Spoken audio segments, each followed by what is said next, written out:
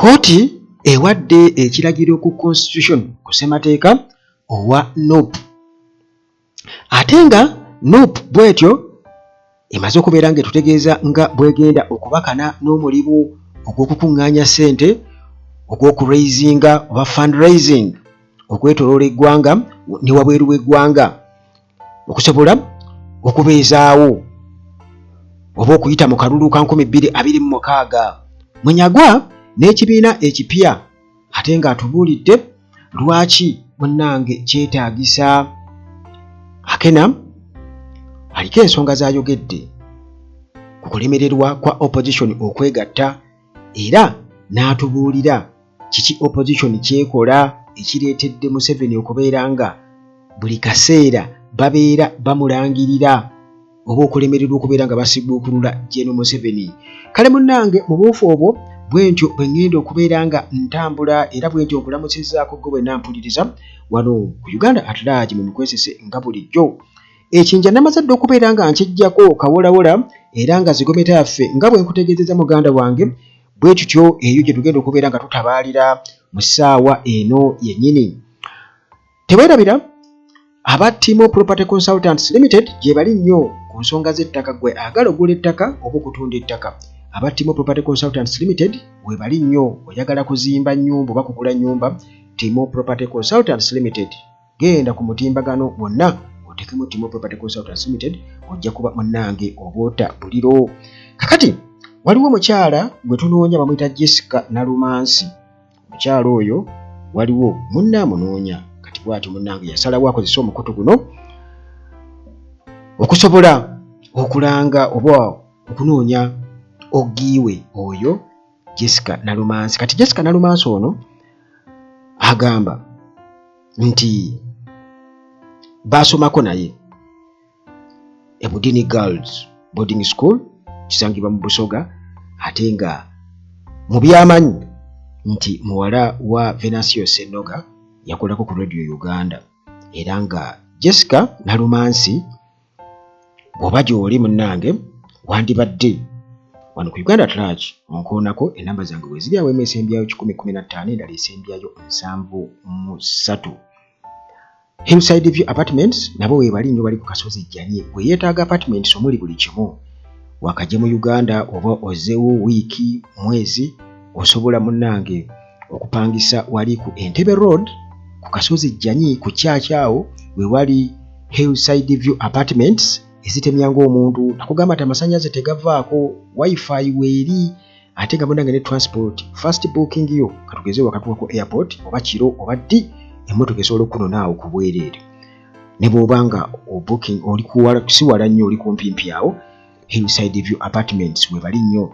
Ate Maintenance Palace, aba Maintenance Palace bano balina solar systems. Muganda wange solar systems ziba zirina towakana, gendayo eri aba Maintenance Palace n'ebyamazzi oba ebyamasannyalaze byonna ne bw'oba oyagala munnange ttiimu esobola okuyambako ku by'esitoolinga. Ate bw'oba nga olina ekizimbe kati nga Arcade mu Kampala osobola bakwasa omulimu ogw'okubeera nga bakola kye bayita maintenance ku masannyalaze,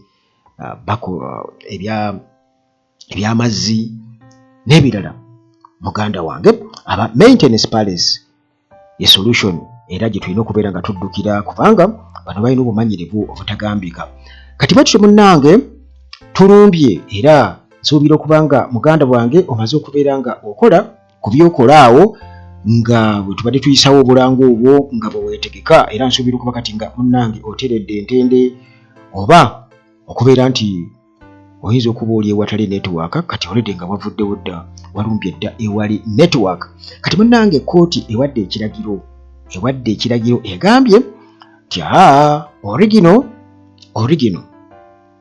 constitution eya NUP oba ssemateeka wa NUP oli eyasooka original bagira bakyaleko kubeera nga bamutaataaganya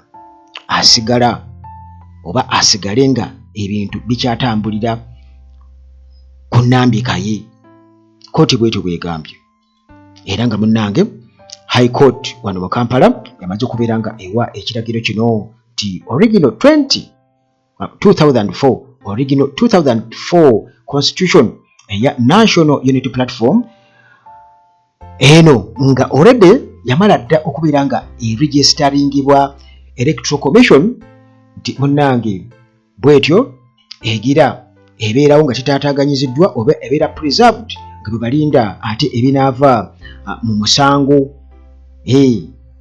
musango ogwawaabwa nga bawakanya obukulembeze obuliwo obw'ekibiina wamu n'okuwa n'empandiisa y'ekibiina. Kakati munnange ensala eno yaweereddwa July omwezi ogw'omusanvu nga 2025 era nga Civil Division of the High Court nga gye biva nga bino byonna oba ensala eno okubeera nti munnange omulamuzi yagiwadde teyagigye mu bbanga, yasinzidde ku musango ogwawaabwa abantu be tumanyi obulungi okuli Simbwa Paul Kagombe okukosa n'enkonge Moses Kibalama, Luyimbazi Moses Omondi, Dwelbert okukosa ne Kasirye Joseph Kasirye Joseph Emmanuel era nga bano munnange baali baagala okubeera nga munnange bateekwa okwemulugunya kwabwe nga basikinga legal clarity over the leadership and foundational documents of NOP. Byonna munnange nga babyemulugunyako nga bagamba nti munnange bo baba basindisa luti n'ebirala bingi nnyo ku nsonga eyo. Kakati munnange abalina okuddamu boyinza okugaa nti be bawawaabirwa ba respondents bano kuliko NOP ng'ekibiina okukosa ne President Robert Kyagulanyi Ssentamu, Bobi Wine, kuliko senior party leaders nga David Lewis Rubongoya okukosa ne Joel Ssenyonyi, Fred Nyanzi Ssentamu Katana, Benjamin wamu ne Electoral Commission yennyini.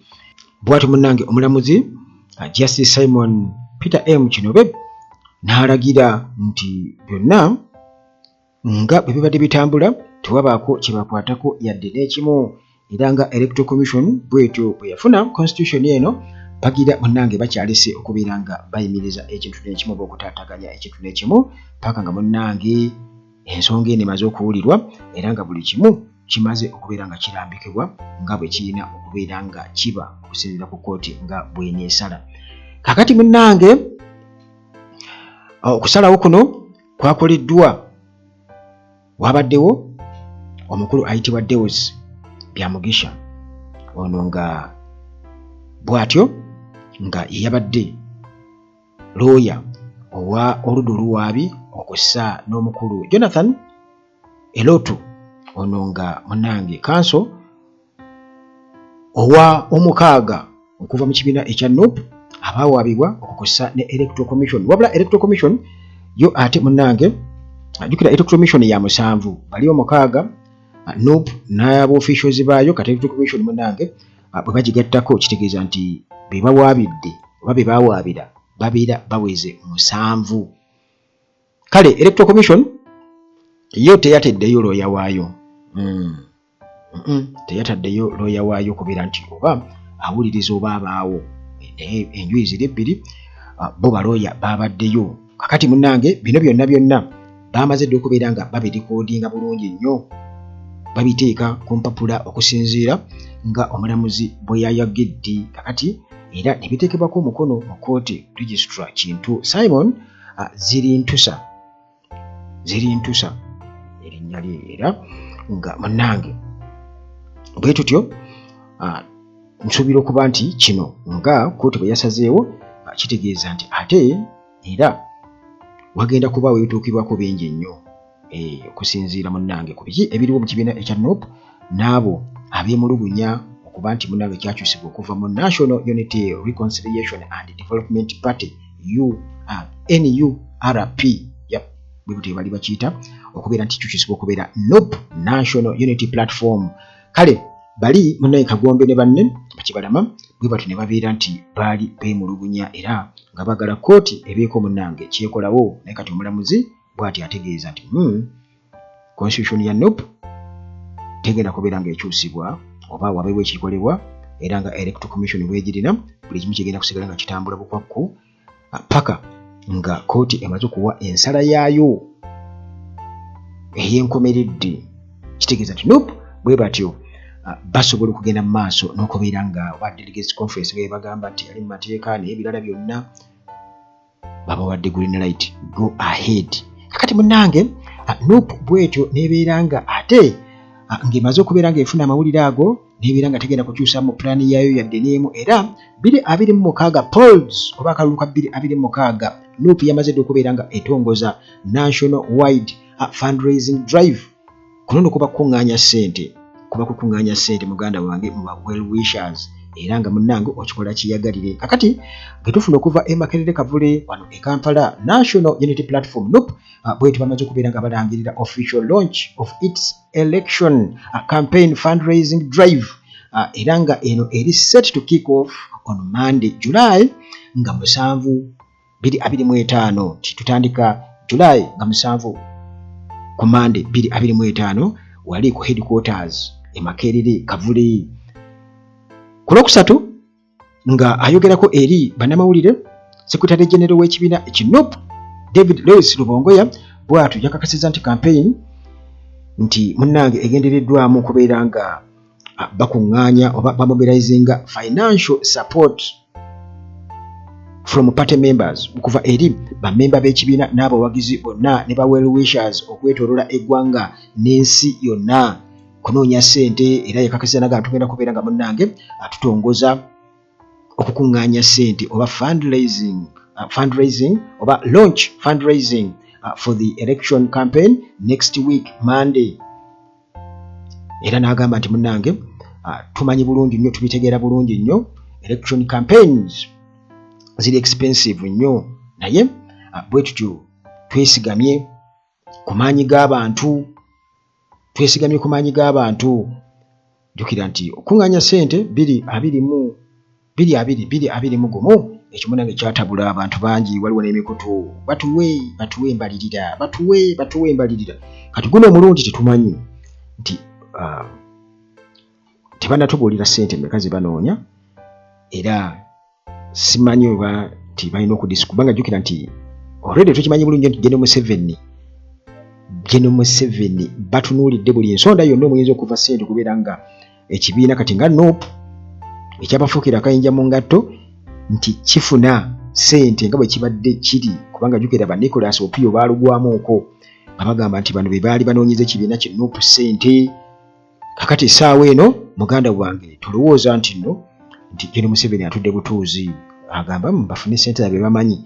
Muganda wange abasajja balingiza baagala nnyo n'okwavuwaza, bagenda kuwavuwaza Bobi Wine, bagenda sima kumukola biki, kubanga basuubira okuba nti ssente munnange zivaako akabasa, kubanga okuyimirizaawo munnange campaign si kintu kyangu nnyo. Kakati munnange okusinza ku Lubongoya atugamba nti fundraising eno eri voluntary, osobola okuwaayo osobola obutawaayo, sirukako, era nti okuwaayo kwonna oba contributions zonna okuva eri omuntu yenna ng'akkiririza mu kununula eggwanga bazaaniriza. Kakati munnange mu kaseera kano nti ekibiina bwe kityo munnange kirina okubeera nga ate kiyingira 2026 nga kitadde mu giya enneneko.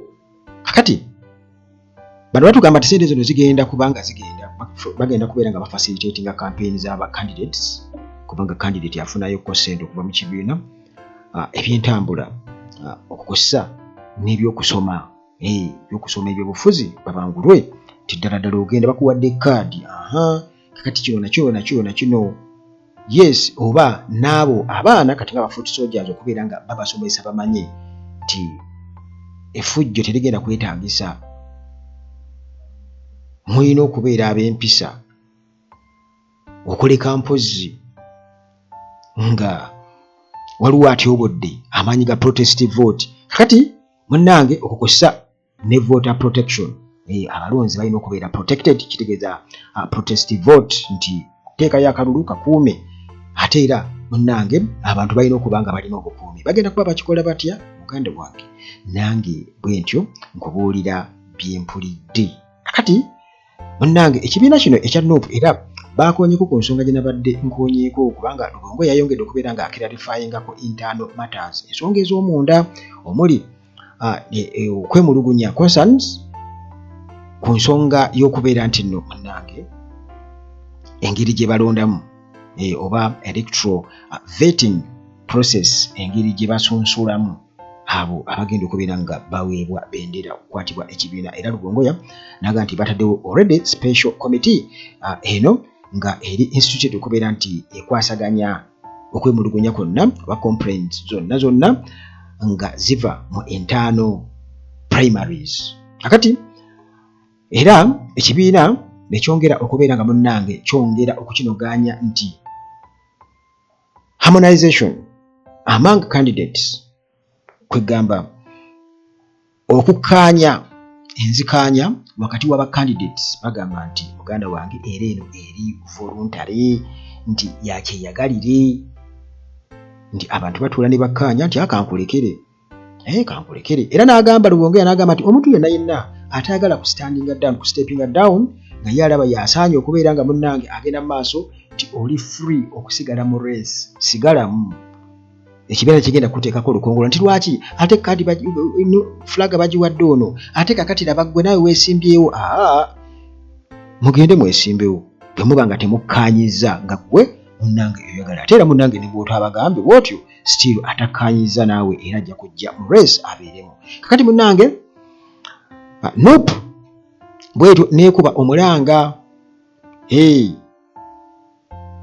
ku nsonga enkulu ey'abakireereese abakozi b'effujjo mu bitundu ebya tawuni oba ebitundu eby'ebibuga titulabye gangs zino ezikola effujjo era nga zikozesebwa gavumenti state okubeera nga munnange zikyankalanya electoral preparations enteekateeka z'ebyokulonda nti ezo ganga zemulaba evubuka ebyo bye mulaba muganda wange ebikubi bya pavers Lugongoya yagamba nti gangs zino gang members bakozesebwa okubeera nti munnange batuukiriza political agenda bali ku mulamwa bali ku mission ey'amaanyi era n'agamba nti history munnange ebadde ng'ejja eraga entuuko yaabwe bamaliriza bali batya oba batuuseebwa ebyo munnange bw'atyo Lugongoya nga alabula nti naye biguruupu ebyo NRM egenda kubikozesa nnyo ate era nga ne mu jjaati mwebiri n'ebitongole ebikuumaddembe byonna kakati munnange era tubadde tuli awo ate ne tufuna amawulire nti Munyagwa alina ekibiina ky'aleeta era nga bwe kyali ku mpuuga nga twogera ku kibiina nti Democratic Alliance nti mwe yasooka okujjira pressure group ye oluvannyuma nga tubiwulira mu nkuubo nti aleeta ekibiina era munaakukakana nga ate DF Democratic Front bw'atyo amaze okubeera nga ate ajanjuluza era nga eri fully registered with Electoral Commission eya Uganda. Kati ne Munyagwa ayogera ku kintu kino ekyokubeera nti atongoza ekibiina kubanga already gwe twali tutamanyiiko nga tuwulira tagenda kukomawo ku bwa Kampala Central nga MP Mohamed Nsereko already naye bw'atyo twagenda okulaba all of a sudden nga ze ne Ecological Party kitegeeza nti bangi nnyo era bagenda kujja n'ebibiina. Sinnaba kutegeera nnyo nsonga eri mu maaso awo kubanga jjukira nti General Museveni mu kuteekawo opposition eyiye kiri awo naye ate jjukira nti era still General Museveni amaanyi beegatyo munnange galabika gamukendedde era nti bwe tunatuukira mu katugeze mu mwaka 2031 nti newankubadde nga akalulu wano definitely nti babeera bakabbe tewabaawo kulonda kuli awo tusuubira okuba nti tewabaawo kugamba kulangirira nti bano abantu kakati wano obululu bwe buti mu butuufu bwabo wabula bo bajja kugamba nti awangulira muhoozi bulijjo yeewaana nti oyo abo tebagenda kulaba Bobi Wine tagenda kulaba ku kalulu wabula bampoga bagenda kubeera protected kale kwegamba bingi nnyo ebiri awo ebifumbibwa nti kati bwetaaga bwetaaze munnange kubeera nga olowooza bw'owuliriza bw'olowooza naye nga already kitegeeza nti ebibiina bino ebingi ebijja bimerukawo nti naye bwe tutasuubira kubeera nti batondayo ebibiina by'ebyobufuzi tukimanyi bulungi nnyo nti okubeeza ekibiina ky'ebyobufuzi bwetaaga ssente era ssente ezo kitegeeza nti munnange gwe bulaba mpuuga nga batambula bonna sente tebazirina bo ng'abantu naye mu kaseera kano akatono sente already kitegeeza nti munnange source oba ogitegeera butegeezi weeri kakati awo nekitabaako kubuusabuusa kwonna naye still ate bwe tuva katugeze mu 2031 nsuubira okuba nti era ebibiina bigenda kweyongerera ddala era nsuubira okuba nti mu kalulu ako 2031 tuyinza okuba n'ebibiina by'ebyobufuzi ebiyinza okuyingira ng'oba mu ebisukka 4 oba ebisukka 30 nga already byonna biri registered ate nga byewandisizza nga birese ba candidates ku front line. Naye essaawa eno Munyagwa wuuno nsuubira okuba nga n'abalala bakyajja agamba nti kituufu wabeerewo multiple opposition candidates okuchallenginga Museveni. Kitegeera yagamba nti walina okubeerawo ba candidates katugeze ekibiina kati nga kyaleeta tutamba kutebeera nga tutegeera erinnya tugenda kuba tukitegeera Mpuuga ne DF Ecological Party ya Mohamed Nsereko n'ebibiina ebirala ebyakona byonna kugatta n'ebino ebirala bitumanyi NUP, FDC, aba Besigye, UPC n'ebirala bingi nnyo DP byonna biyite ba candidates. Ye bw'atyo bw'agamba nti ba candidates bano bagenda kuyambako okubeera nti bateekawo akasito ku General Museveni buli kintu ekiyinza okubeera nga kimuleetera okubeera nti awangulwa.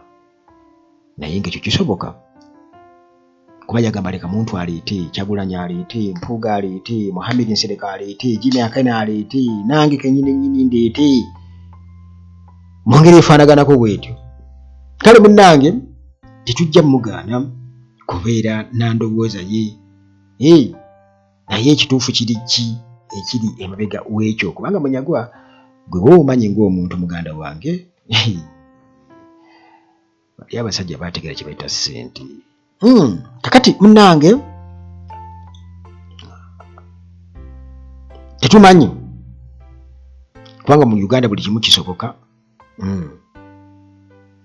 kubanga ebibiina by'obufuzi nga bakugambye bigenda kuba bingi nnyo ate nga General Museveni munnange ensonga eno agimanyi bulungi nnyo era agikwasaganya bulungi nnyo akakazannyo akamanyi bulungi nnyo era akakwasaganya bulungi nnyo. Kakati temwerabira tiriyo n'abantu nga bo bagamba munnange tugenda kubeeraawo nze mbeere mu by'obufuzi ebbanga lyonna neetaaga ssente nkole bino na bino Museveni n'amuggyako ntya nze okole kukolagana naye nenkoze ntya kanteekewo ekibiina akye kumpa ssente bwe bityo.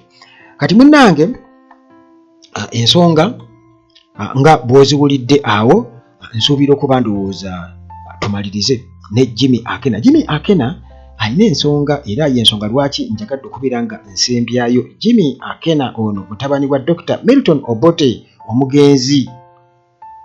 Kakati Jimmy Akena agamba ki?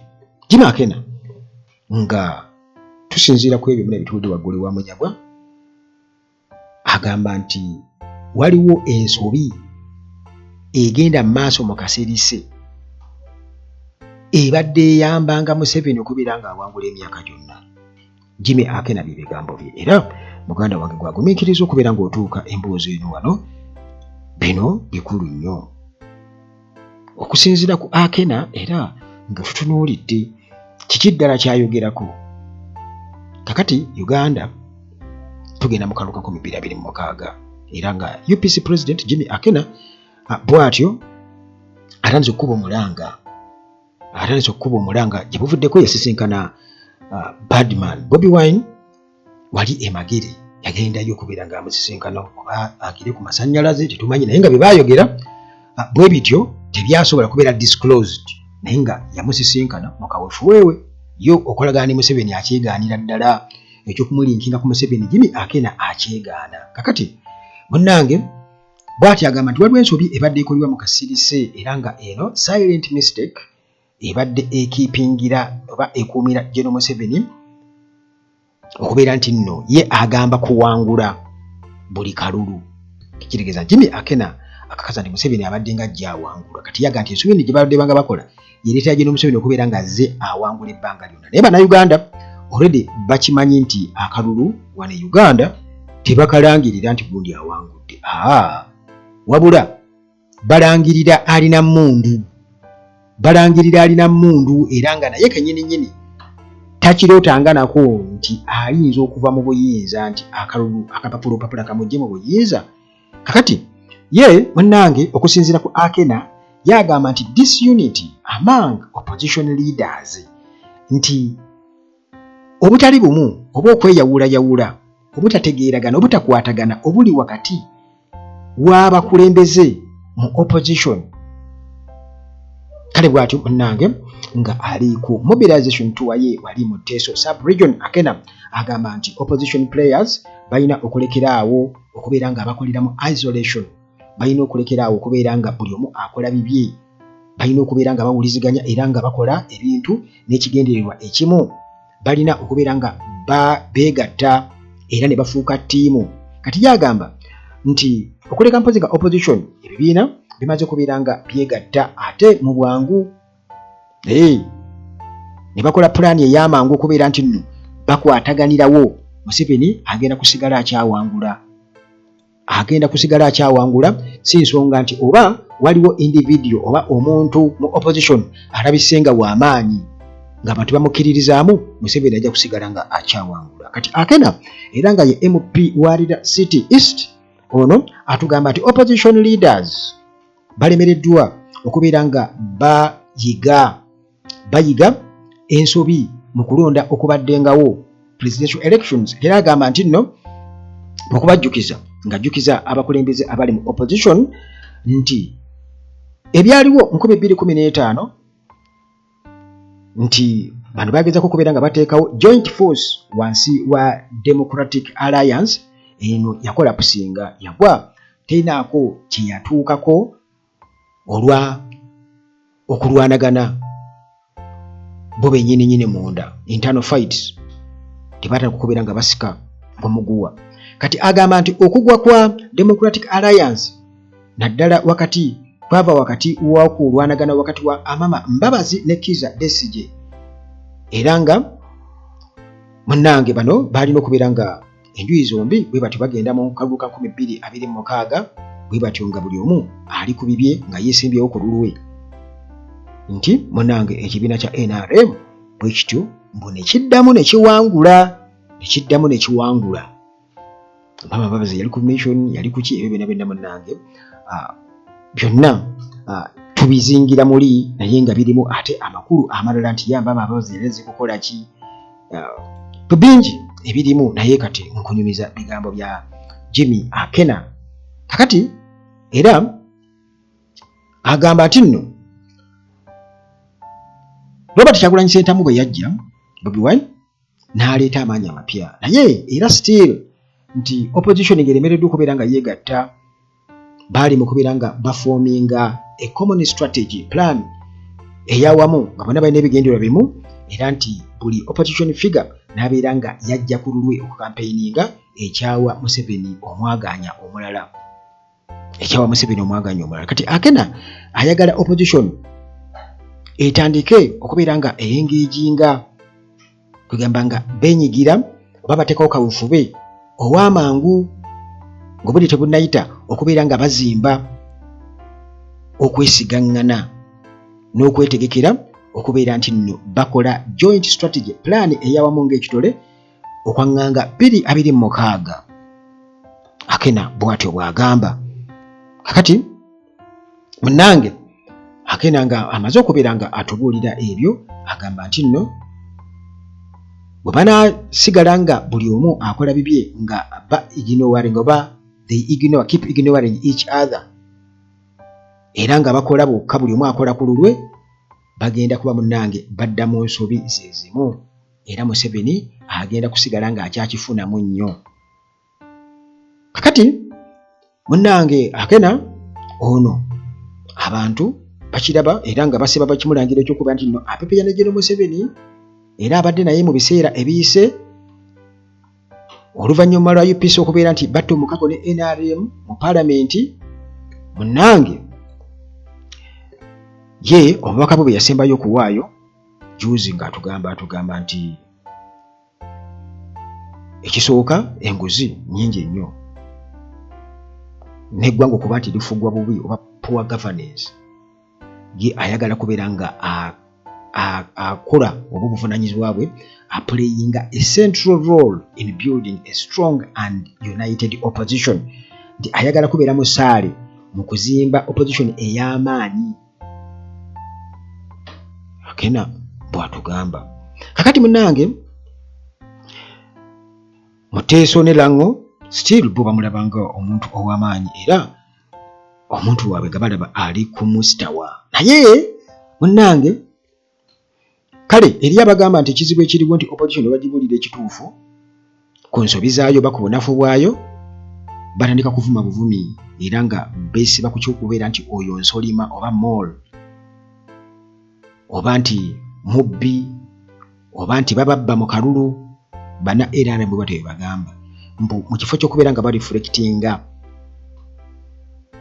oba nga bakyusa obukodyo bwabwe. Kakati Akena